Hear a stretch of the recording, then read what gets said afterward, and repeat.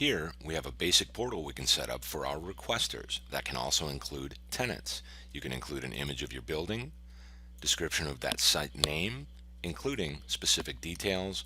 You also can build out a handbook, offer document storage so that tenants or basic staff can look up important documents, and you can store other files. This will also be connected to the resource reservations available for those particular users. Here's what the basic staff or a tenant would see on the basic portal. Here we can see the building and the address.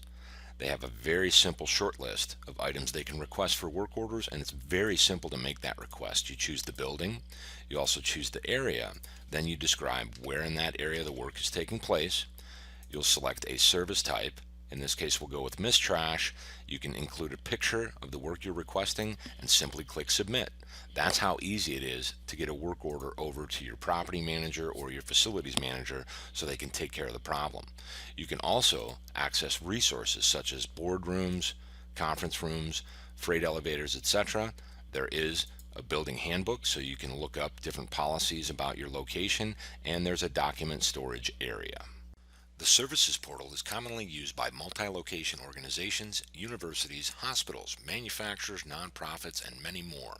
Better communication, better tracking, better accountability, and better satisfaction.